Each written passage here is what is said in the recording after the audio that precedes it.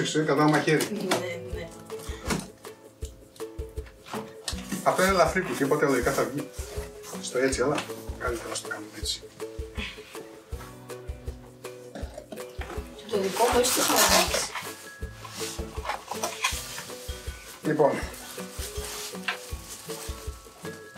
έχω περιέργεια να δω πόσο καλό είναι το κουτί. Φαίνονταν ωραίο απ' έξω. Πέτω το διάβημα στο κουτάκι. Το κουτί είναι αυτό. Μικρούλι. Μικρούλι. Μαύρο με τρύπες από μπροστά για να έχει καλό αερισμό. Έχει δύο USB 3 από επάνω, ακουστικά, μικρόφωνο, μία USB απλή. Τώρα δεν πρέπει να βγάλω. Το γυρνάμε. Δεν έβγαλες ακόμα? Μια βίδα σου πάμε να βγάλεις. Να βγάλουμε το τζάμι προσεκτικά, να το βάλουμε στην άκρη, μην μας σπάσει. Δηλαδή να μην τη βγάλεις. Στο τέλος θα τη βγάλουμε. Ωραία. Μυρίζει την ουρδίλα. Έχει δύο ανεμιστήρια μπροστά, αρκετά μεγάλα. 14 πρέπει να είναι, ναι. Και ένα 8-12 πίσω. Άμα θα δούμε την φορά των ελικών που είναι, φέρνουν αέρα από μπροστά και τον βγάζουν από πίσω. Να φέρουν καθαρό αέρα στη CPU, να τη δροσίζουν και μετά να βγαίνει ο ζεστός από πίσω. Αυτό μπροστά λογικά θα γεμίζει σκόνη σιγά σιγά, θα πρέπει να το καθαρίζουμε. Το άλλο πλαϊνό του κουτιού έχει βίδες που βγαίνουν με το χέρι. Είναι πολύ σημαντικό σε ένα κουτί. Καλό κουτί πάντως. Φαίνεται πολύ καλό. Όλες οι γωνίες που έχω πιάσει μέχρι τώρα είναι επεξεργασμένες για να μην κόβουνε. Όσοι έχουν παλιά κουτιά ξέρουν πόσο σημαντικό είναι αυτό. Ανοίγουμε λίγο τα καλώδια που έχει. Να βλέπετε κιόλας τι κάνουμε. Βίδες για το motherboard να το συνδέσουμε και δεματικά. Μπράβο, ωραίο. Σε μερικά κουτιά με τα βίας βάζουν βίδες μόνο. Πόσο μάλλον και δεματικά για να στρώνεις τα καλώδια μετά. Τα δεματικά τα αφήνουμε στην άκρη, οι βίδες θα χρειαστούν όμως. Λοιπόν, τι άλλο έχει εδώ? Έχει ξεχωριστή θέση για το τροφοδοτικό, το οποίο μπαίνει εδώ πέρα κάτω. Είναι καλό να είναι ξεχωριστό το τροφοδοτικό. Όταν ζεσταίνει το τροφοδοτικό να μην ζεσταίνεται και το υπόλοιπο σύστημα. Είναι καλό αυτό. Αν αυτός ο υπολογιστής κάτσει πάνω σε ένα χαλί, τα πόδια δεν είναι αρκετά μεγάλα, οπότε το χαλί θα καλύψει όλο το τροφοδοτικό και δεν θα μπορεί να πάρει αέρα από κάτω. Γιατί άμα καεί το τροφοδοτικό μπορεί να κάνουν τα πάντα. Άρα μας μένει να βάλουμε το τροφοδοτικό τώρα, Νίκο. Παρακαλώ. Είναι βαρύ, σιγά σιγά. Εντάξει, δεν είναι και πολύ βαρύ. Θα βιαστούν τα χέρια σου όμως. Πάρε και το άλλο χέρι από κάτω και άσου το κατέβει σιγά σιγά. Κατάλαβα. Εγώ να ψάξω τις βίδες σου. Λίγο τα τσαλακώνεις στα καλώδια και μπαίνουν. Εντάξει. Α, έτσι πρέπει να είναι. Έτσι και τώρα θα το βιδώσουμε. Λοιπόν, να βλέπουν όμως τι κάνουμε. Τώρα ο ανεμιστήρας κοιτάει κάτω. Που σημαίνει θα πρέπει να πούμε να μην το βάλουμε ποτέ πάνω σε χαλί. Αν το βάλουμε πάνω σε χαλί μπορεί να το. Οπότε και εσείς που το έχετε στο σπίτι τον υπολογιστή σας πάνω σε κανένα χαλί, κοιτάξτε από κάτω, έχει ανεμιστήρες. Αν έχει ανεμιστήρες, τότε πάει να πει ότι αυτός ο υπολογιστής δεν αερίζεται σωστά και αυτό σημαίνει ότι θα έχει προβλήματα. Καλό είναι να το βάλετε κάπου να μην είναι πάνω σε χαλί τουλάχιστον, να είναι πάνω σε πάτωμα τουλάχιστον σταθερό ή ακόμα καλύτερα να είναι πάνω στο γραφείο. Ο συγκεκριμένος υπολογιστής είναι αρκετά μικρός για να μπει πάνω στο γραφείο. Μπήκε το τροφοδοτικό. Θα μπορούσαμε να έχουμε βάλει το motherboard πρώτα και το τροφοδοτικό μετά, αλλά συνήθως προτιμώ να βάζω το τροφοδοτικό πρώτα, επειδή έχει αυτά τα τεράστια καλώδια και θέλω να ξεμπερδεύω με ό,τι χρειάζομαι από αυτά. Οπότε θα σας το γυρίσουμε από εδώ τώρα. Θα το γυρίσω και έτσι για να φαίνεται καλύτερα. Αυτά είναι τα καλώδια του κουτιού. Θα τα κοιτάξουμε μετά αυτά. Αυτά είναι τα καλώδια του τροφοδοτικού. Είπαμε, δεν έχουμε screws δίσκους. Αυτό το καλώδιο δεν το χρειαζόμαστε λοιπόν. Που είναι SATA καλώδιο. Αυτό το καλώδιο που είναι για κάρτες γραφικών δεν το χρειαζόμαστε. Φεύγει και αυτό. Και άλλο καλώδιο για screws δίσκους. Δεν το χρειαζόμαστε. Καλώδιο για screws δίσκους και για άλλα ρεύματα και αυτό δεν το χρειαζόμαστε. Νομίζω μπορεί να θέλει κάποιο από αυτά για να πάρει ρεύμα, τα πάρουν τα ανεμιστηράκια, θα το δούμε στη συνέχεια. Χρειαζόμαστε για την ώρα μόνο αυτά τα δύο καλώδια.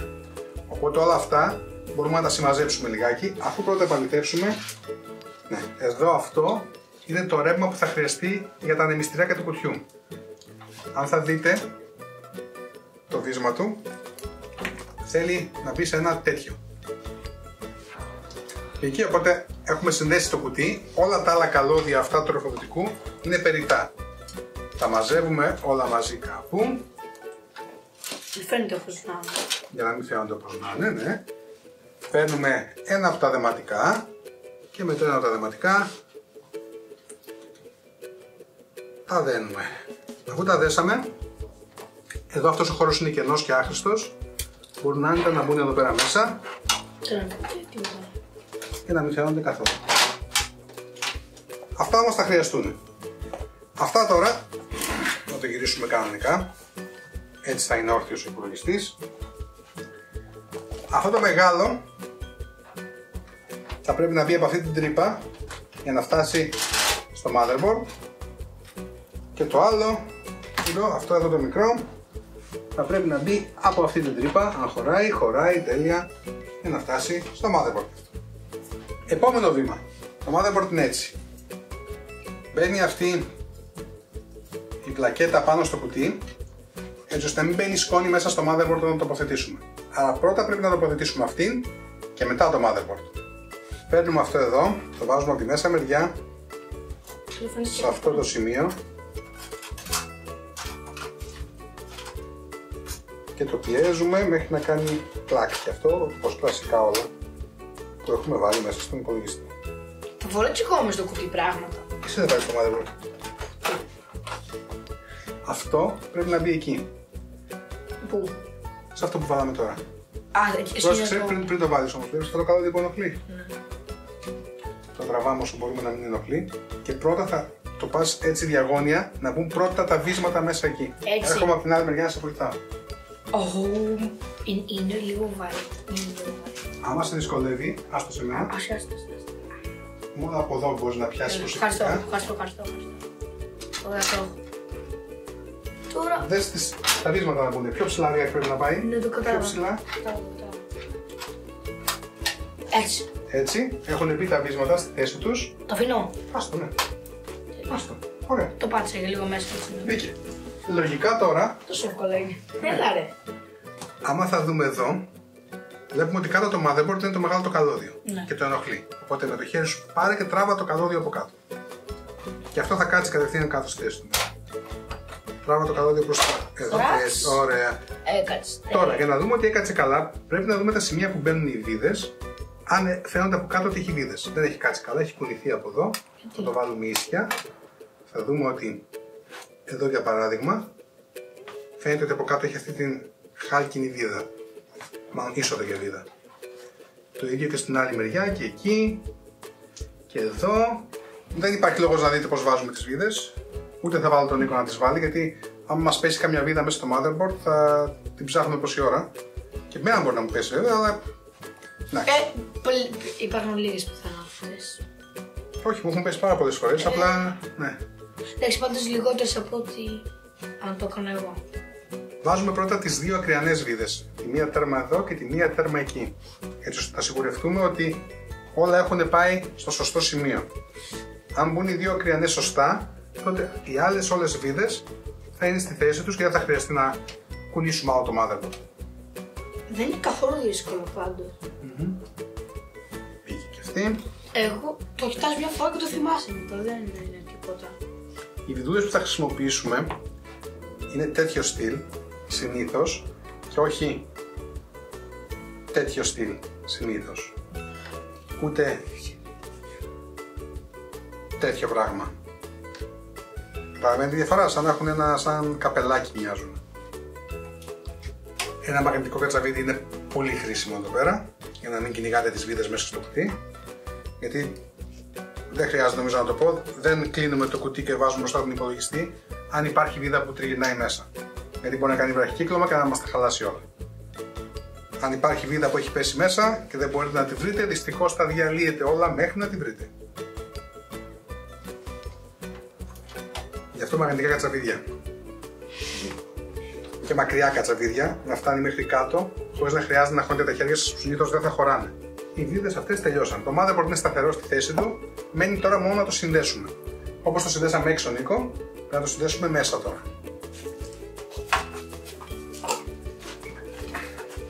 Έχουμε τα καλώδια του κουτιού.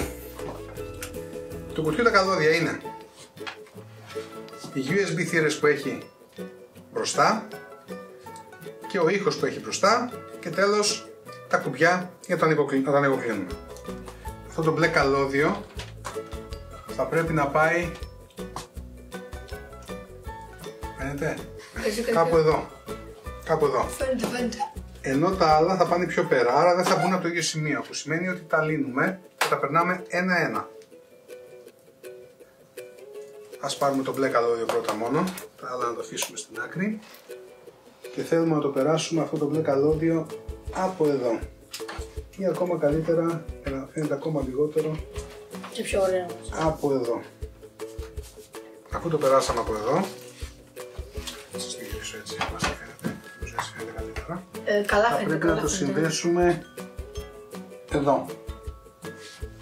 Οπότε, γιατί δεν πρέπει να βλέπω εγώ τώρα, τα USB 3 καλώδια αυτά είναι αυτά που είναι πιο επικίνδυνο να σπάσουν τα πινάκια που έχουν μέσα, οπότε πρέπει να είναι λίγο προσεκτικός. Γιατί άμα σπάσουν αυτά τα πινάκια, δεν θα δουλεύουν οι επάνω θύρες του βουτιού. Θα είναι κρίμα. Αυτό που πρέπει να προσέξουμε τώρα εδώ, αυτό το καλώδιο μπορεί να κουμπίσει τους πάνω ανεμιστήρες.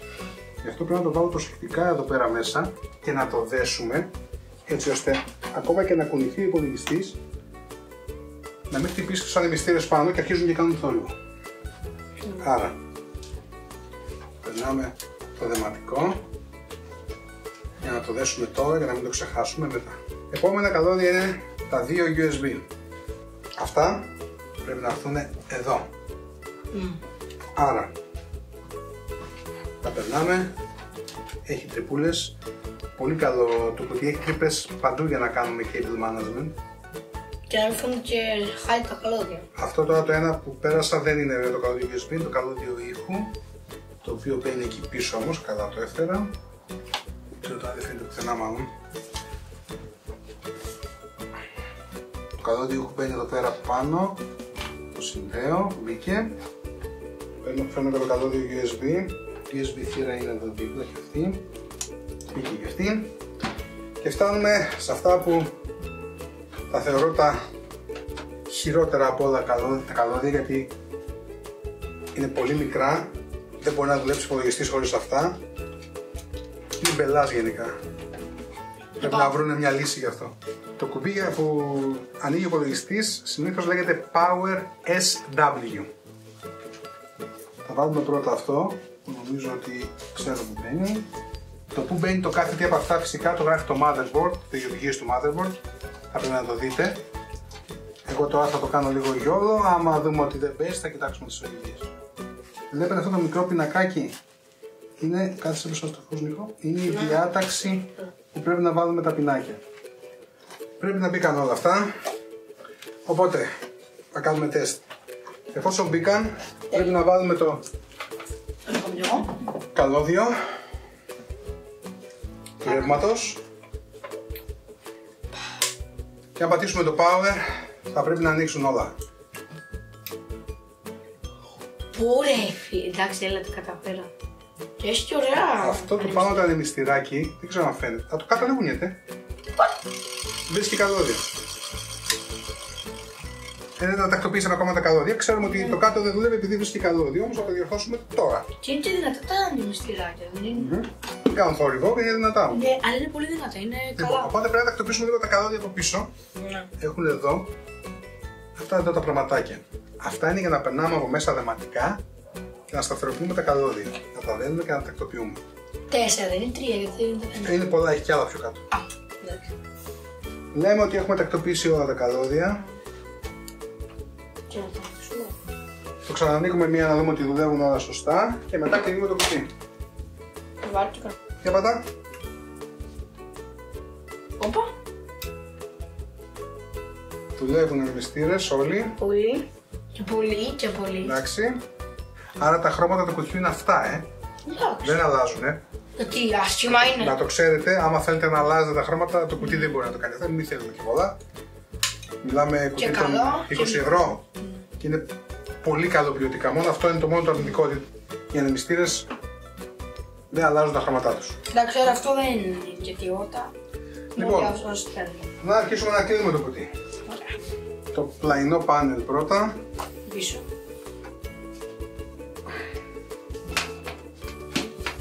Μην σας ανησυχήσει αν την ώρα που πάτε να κλείσετε το κουτί, τα καλώδια που τα έχουμε κάνει εδώ χοντρά ενοχλούν λίγο. Δεν πειράζει, θα πατικωθούν τώρα με τις βίδες του κουτιού, αρκεί να το βάλετε σωστά. Το ιδανικό βέβαια θα είναι να μην ενοχλούν τα καλώδια, δεν ενοχλούν, τέλεια, μπήκε. Μια χαρά είναι. Το τζάμα. Το βάλα πάνω εκεί στην πολυθρόνα. Πού? Α. Βάζουμε και την κάτω βίδα. Ακριβώς την ώρα ξέρω εγώ. Πρέπει να κόλλω το μέσα. Ναι. Βγάλ' τα. Τελεία. Και το απ' έξω. Ναι. Δεν ξέρω ποιο είναι μέσα και έξω βέβαια. Τέλος πάντων, δεν έχει νόημα έτσι. Για μας τώρα λέει. Εντάξει, θα δώσω λίγο το κουτί.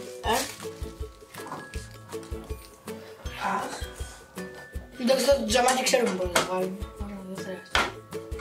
Εδώ πέρα λερώθηκε λίγο, δεν ξέρω γιατί. Θα το καθαρίσουμε μετά για να γίνει το απόλυτο. Βάλε.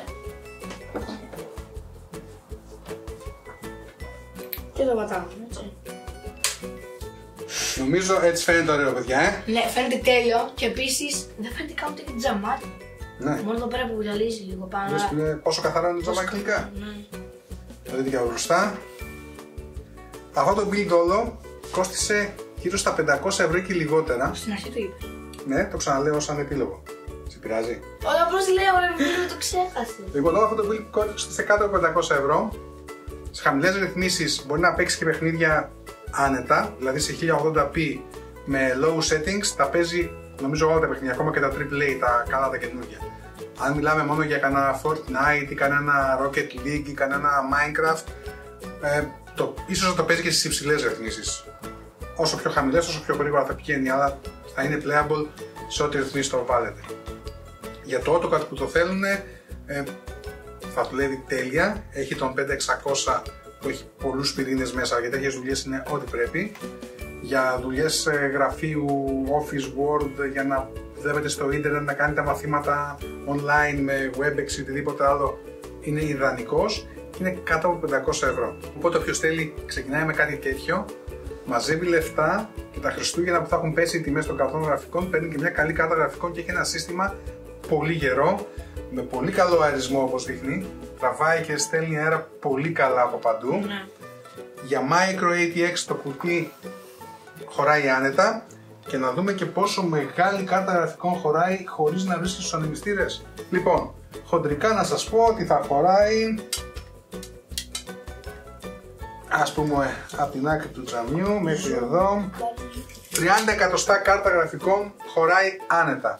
3070 χωράει, νομίζω και 3080 χωράει, μπορεί να μην χωράει την 3090.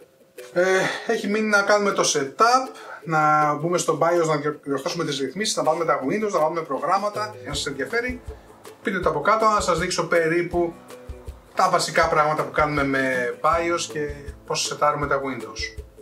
Μέχρι τότε από εμένα. Δεν θα πούμε, τι πρέπει να πούμε? Τι να πούμε? Αυτό που δεν κάνει κανένας τους. Ναι, τι δεν κάνουν συνήθως? Subscribe, Ναι. φυσικά, και το κουδουνάκι για να σας ειδοποιήσει τα βίντεο μας. Κάντε και κανένα like Ναι. και θα τα πούμε στο επόμενο βίντεο. Γεια σας!